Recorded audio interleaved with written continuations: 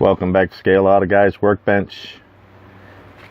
What you see in front of you is a kit box with 3 kits in it. This is a 1993 edition. I've had this sitting on the shelf for many years, since about 1993. I finally decided to start working on building these 3 cars. So today I'm going to start with the 1957 Thunderbird. The interesting fact about the Thunderbird, this 57 was the last year in this body style. In 58 it became a 2-seat 4-passenger version, and it went more towards a luxury car than a sports car. So this 57 Thunderbird molding was ordered up by Ford to promote the 57 Thunderbird. So this kit started its life as a promo, and then AMT decided to go ahead and put it in model kit version.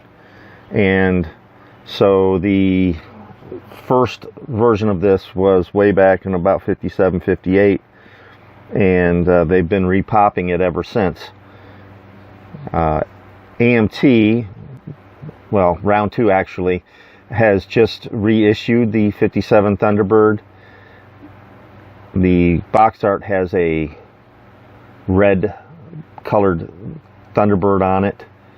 And so, well, here's the body of this one. It's molded in kind of a gray tan color. And for a kit that's this old, it's in pretty good shape. It's not really super clean. It does need a little bit of cleanup work. There's some mold lines and a little bit of flash. Not too bad. Not too bad considering how old it is, actually. Here's your chassis. It's all one piece with no separate anything on that, but that'll be decent to detail. Now this comes with the little blocks that goes in here for your metal axles. So it is somewhat adjustable, I would suppose, if you wanted it to sit a little higher. I think I'm going to go total box stock on this.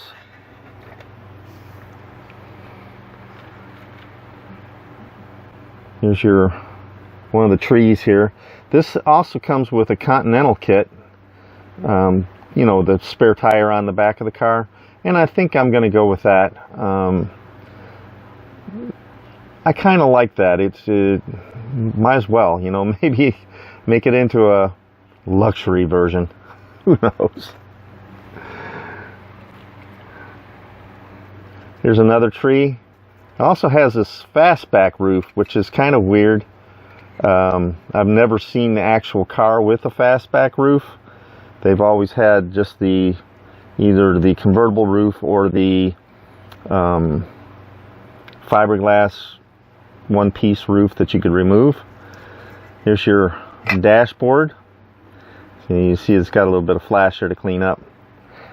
And yeah, here's your interior tub.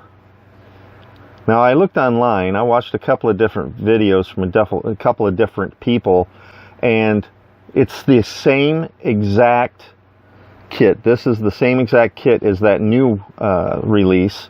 The only difference is, well, I'll show you in just a little bit. This, you know, I had this taped together, but in the videos I watched, this is all one piece. So in this particular kit, they cut that. They cut it in 2, which is, I don't know, kind of all right. Here's your spare tire for the Continental kit.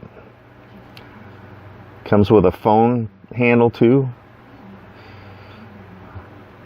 or should I say a handset for a phone. Here's your other roof and the hood. This is the removable fiberglass, it's supposed to be fiberglass roof.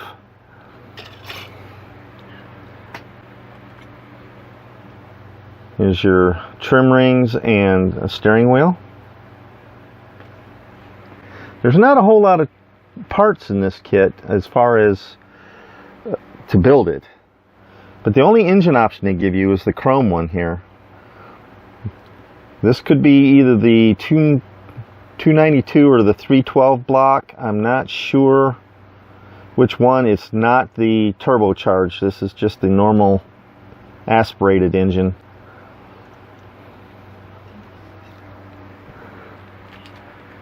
And it comes with another chrome tree. It gives you three sets of wheels, either chrome steelies, these I guess you'd call them 4-spoke mags, or the stock hubcaps. It's your windshield trim, front and rear bumpers, and this is for the Continental kit, this little chrome trim ring here.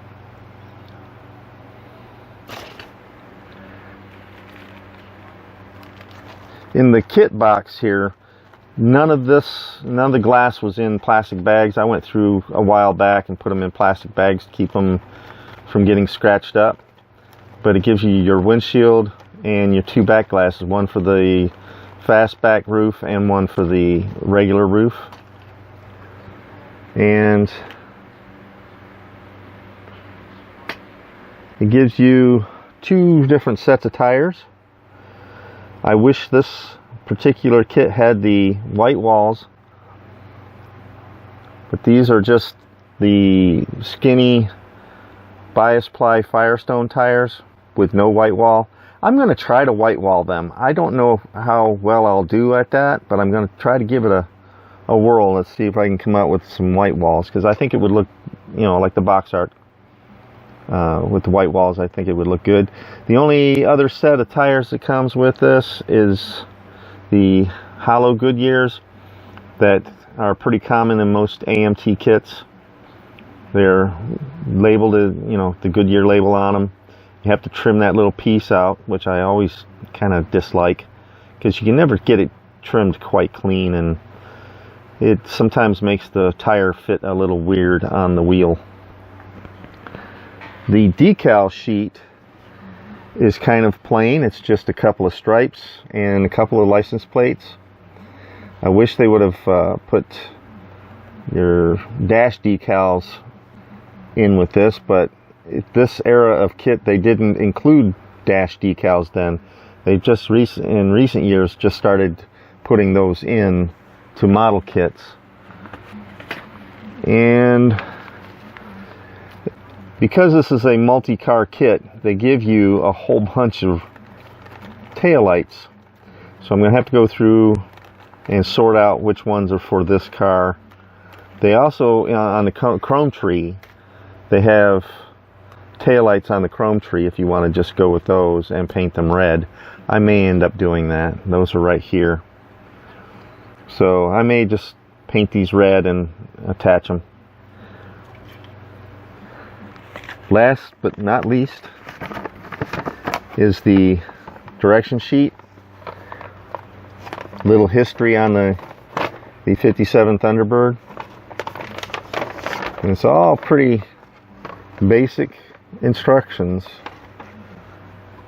It comes with an engine stand, but it doesn't come with a secondary engine to mount on it.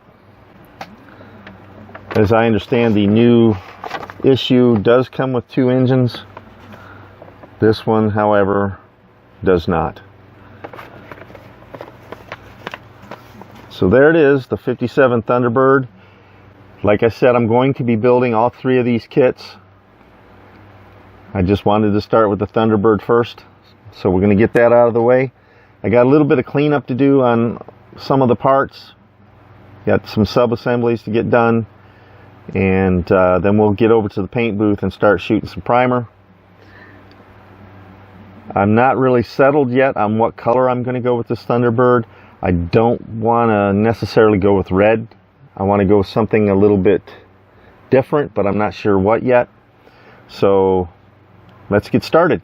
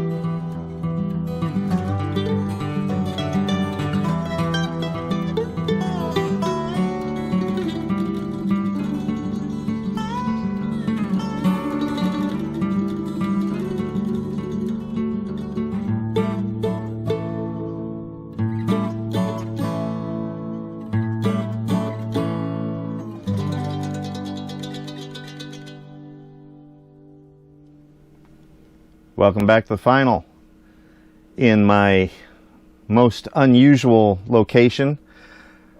I am currently on a business vacation trip in my camper, and so I don't have all of my normal equipment.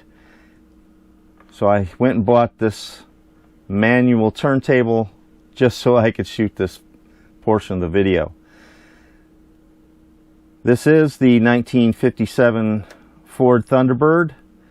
This is an older issue. It's not the issue that just came out a couple weeks ago. So in my research, I discovered that this is the identical car. All of the molds and everything were identical. So this is basically the same car that you can go out and buy today that has been reissued. Now, I painted this in amethyst, and this did come with two different roof lines. Sorry, I bumped the camera. I like the traditional roof line. The other one was more of like a fastback roof line that went somewhere back here on the trunk lid, and I didn't really care for that look. But I did make it so that this is removable, so that kind of makes it nice so that you can see the interior.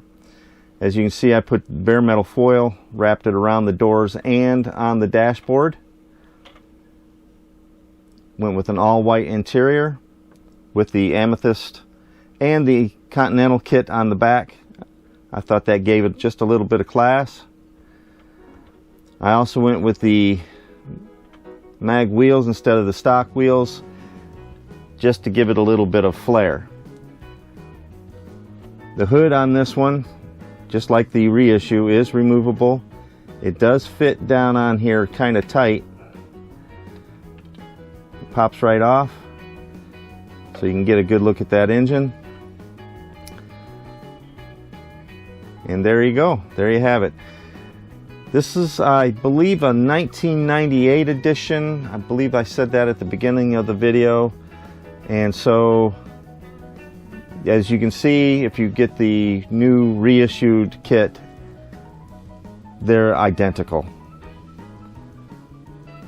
Well, I hope that you enjoyed this video. If you did, go ahead and click that thumbs up button. If you have any questions or comments, please write those in the comment section below, and I'll be happy to respond as soon as possible. Be sure to follow me on Facebook, and don't forget to check out my shop, my merchandise shop, by clicking the link in the description box below, or going to my YouTube homepage and clicking on the shop button.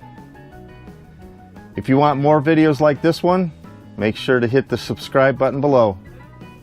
Thanks for watching Scale Out a Guy's Workbench, and I'll see you on the next build.